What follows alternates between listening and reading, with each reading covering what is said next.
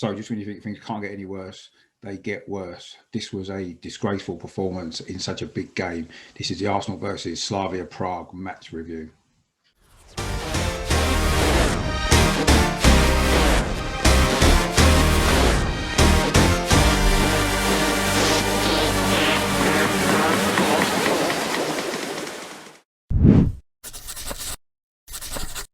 Hello, my name is Richard. Welcome back to my channel. Over and over again, the Positive Arsenal channel. In this video, I'm going to look back on last night's terrible performance again here at the Emirates against Slavia Prague in the first leg of the quarter-final of the Europa League. I'm going to look at the team lineup, I'm going to analyse the performance, and I'm going to try to select a man of the match. It's becoming more and more difficult every week at the moment, isn't it, to pick a man of the match? So bad are the performances. Just before I get into all that, I want to make sure you are subscribing to my channel. If you enjoy what I do, if you like the content here, please click on the subscribe button down in the corner there. It does help the channel reach a larger audience. And if you enjoyed the video, please give it a like as well. Please share the content around. And if you've got any comments at all about last night's performance, about the team selection or anything at all to do with Arsenal, please drop them in the box below, as I do love to hear from you guys, and I do try to reply to as many as I can.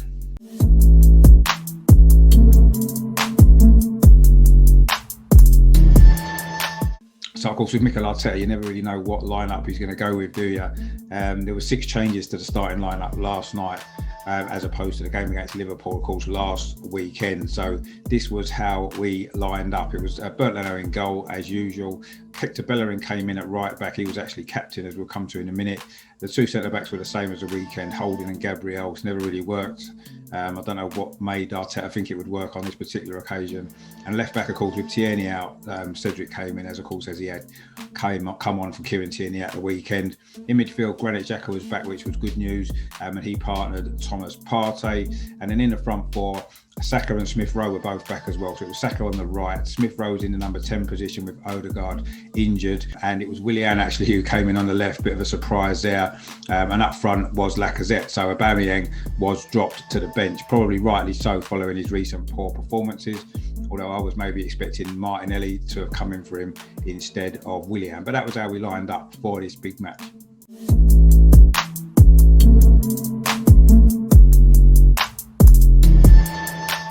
Well, once again, it was another really poor performance, wasn't it? Right from the start, we seemed to lack motivation needed for a game like this. Bearing in mind, this was a weakened Prague side.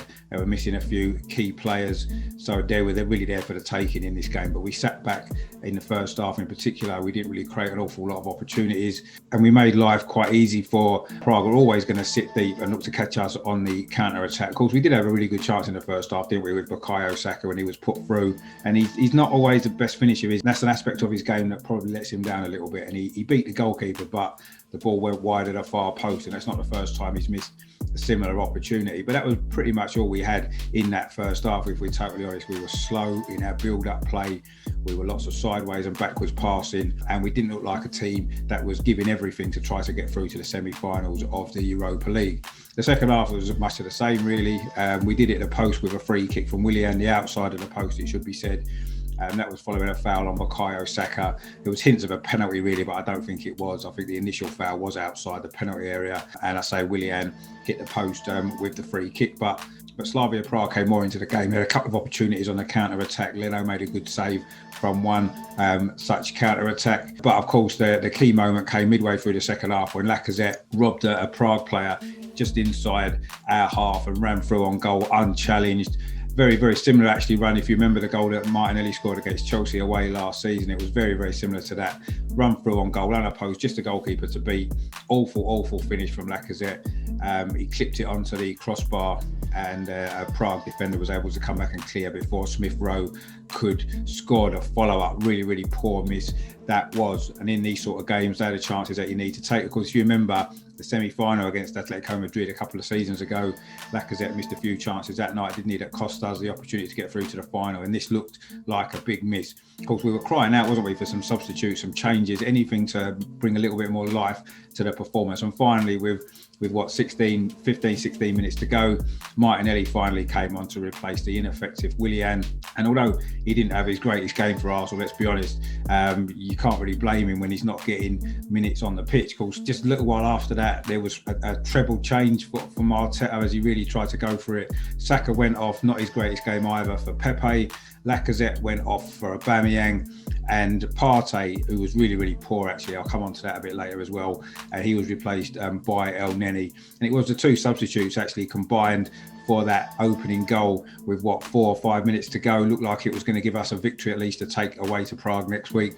Aubameyang did well initially, pushed the ball through to Pepe, just his pace really got clear of the defence, and he showed Lacazette how to finish a one-on-one with a nice little cool finish over the goalkeeper into the far corner of the net, and it looked as though we'd maybe just snatched it.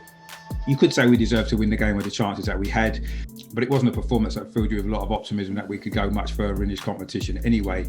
But having said that, with 4 or 5 minutes to go, you've got to see this game out against a Slavia Prague team. I say that we're missing several key players. But deep into injury time, we were messing around at the back as we tended to do. Cedric and Gabriel got in a mess.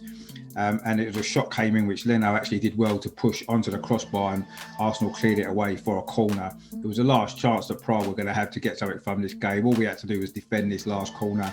The ball came in, it was flicked on and round at the far post. The fullback came in, their left back got wrong side of Cedric and headed into the roof of the net. Leno couldn't keep it out, and in stoppage time we'd given Slavia Prague an away goal which could of course prove crucial. But it's more about the lack of intensity in the performance. It wasn't until the substitutes came on they showed a little bit of life. But you can't play in 10 or 15 minute spells in any big game and expect to get the right result. And unfortunately, this is happening too many times. A lot of people are blaming the players for their poor performance. And yes, the players have got to take responsibility. But ultimately, the results and the way the team is lined up come down to the manager. Now, I don't think it looks like the players believe in what Arteta's doing. They certainly don't look as though they do. Every team that we've played against recently look a lot more organised than us. They look a lot more up for it than us, and they look as though they know what they're doing. We look as though we're 11 players running around without a clue what's happening, and I think they lack belief in the manager's ideas. And if that's the case, then there's only going to be one outcome, and unfortunately it's probably going to be that Arteta isn't around very much longer.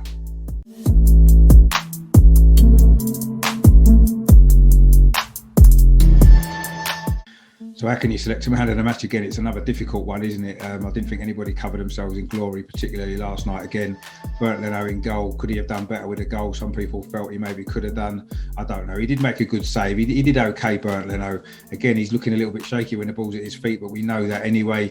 But overall, I suppose he did okay, didn't he? The back four, we're supposed to have improved defensively again, and we can't keep a clean sheet against anybody. And I thought it was quite a poor defensive performance, actually.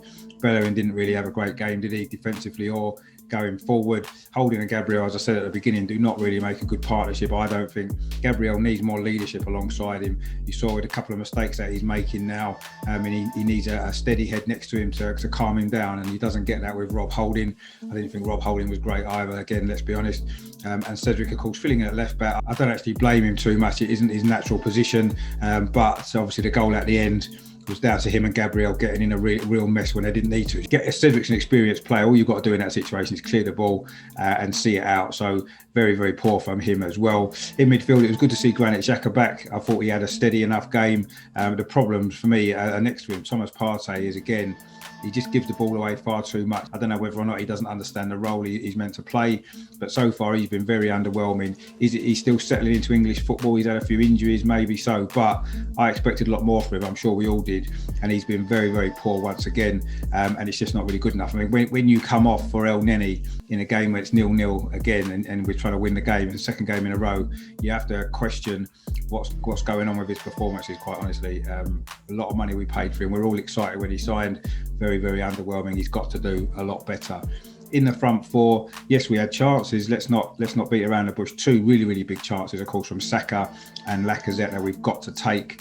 Unfortunately, Saka just back from an injury, maybe wasn't quite 100%. I thought he had a good game, but he missed a big chance. Of course, Lacazette didn't get in it much, did he? But when he got that opportunity, he's got to put that away. He's just got to put it away. I thought Smith Rowe had a decent game, looked lively at times, but again, maybe he wasn't really on the ball as much as he needed to be in the right areas of the pitch. And Willian is just Willian, isn't he? Gave the ball away a lot. He hasn't quite managed to produce a regular, consistent performances at Arsenal that he did for Chelsea. It's not really working, is it? And I don't know what Martinelli's got to do to get a start with all this lot in front of him. So the man of the match for me has got to go to one of the substitutes, because they did at least make an impact. And of course, the one who made the biggest impact was Nicolas Pepe. So for me, he's going to get man of the match. It was a good goal. He took it well, and it wasn't his fault, of course, that the team couldn't then see that out for to make that the winning goal. So yes, that shows how poor the performance is. As once again, the man of the match is going to go to a substitute. So last night, the man of the match goes to Nicolas Pepe.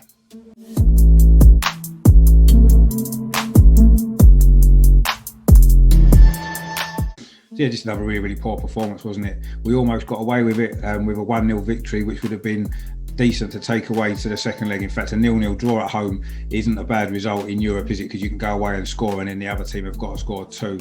So, of course, a 1-0 win would have been a decent result. But in the end, of course, the fact that we scored maybe gave Prague a little bit more of an incentive to get a goal themselves. So, yeah, we've got to see the game out. At 1-0, 5 minutes to go, you've got to see that game out. There's absolutely no excuses for the way we conceded that goal. And unfortunately, this isn't just a one-off, is it? As we keep saying every single game, it's a recurring theme. We're making silly mistakes. We're gifting teams opportunities. We're gifting teams goals. We haven't kept a clean sheet for 14 games now since the end of January. It just shows how poor we are defensively. And if you remember that game, the 0-0 draw against Manchester United, that they missed 2 or 3 sitters, didn't they, in that game? So we were fortunate to keep a clean sheet then as well. So it's just not good enough defensively, is it? You know, people say we've improved under Arteta, our defensive record's better, but we keep conceding goals and we're not scoring enough at the other end either, are we? We're not taking our chances. So the problems are at both ends of the pitch, and unfortunately in midfield as well. I say we've been really poor there. Without Xhaka, we were really poor against Liverpool. Partey's been really, really underwhelming, and the problems are going through the team. And of course, it's deeper than that. We know that the issues aren't just with the players, they aren't just with the manager, but unfortunately, results do come down to the manager. And I feel as though if we don't get through this tie next week, and it's much more difficult now than it should have been, then I feel as though this could be the end for Arteta, because he would have failed to get us into the Champions League or even into Europe at all next season. And to me, that's just not acceptable for a club like Arsenal. So that's my review of last night's really disappointing performance and result against Slavia Prague in the quarter-final of the Europa League. We didn't play like we wanted to get through, did we, for most of the game? Just not really good enough, is it? Stay tuned to the channel, because I've still got a load of great stuff coming up as we head towards another big game this weekend. Tonight I've got my warm-up show. Melvin's on as usual. I've got a Sheffield United fan, also an ex-professional player who did play for Sheffield United amongst some of the clubs that he played for in his career. So it's going to be a good show. That's at 8 o'clock tonight, so please stay tuned for that. And of course, I will be releasing a preview video of the Sheffield United game as well at some point. And of course, I'll be doing a watch along on Sunday. It's a late kickoff, isn't it? So be going live, is it 7 o'clock, isn't it? So I'll be going live about 7:15 for the 7 o'clock kickoff, of course, full match commentary and analysis. And I will try and do a fan cam show afterwards as well, just to get a bit of reaction from the fans about the performance again. I think we need something in that game, don't we? Sheffield United, bottom of the league. If it's a game, if we don't win that game, or certainly if we don't put in a good performance, then the pressure's really going to mount, isn't it? And then it's going to be everything on next Thursday, which it is anyway to a certain degree, isn't it? But we need a result against Sheffield United. So that's a big game. So stay tuned to the channel for that. If you haven't done so already, please click on the subscribe button, which is down in the corner there. It is free of charge. It does help the channel reach a larger audience. If you've enjoyed this video, please give it a like as well and share the content around. And say if you've got any comments at all about the performance last night, you know, what do you think about Arteta? Do you think he's the right man? Does he deserve more time? Or if we're out next Thursday, is it time for him to go? Let me know what you think in the comments below. I will try to reply to as many as I can. So stay tuned to the channel. Thanks for your support. Thanks for watching this video. And of course, we head towards another game that we really have to try to win. Come on, you Gunners!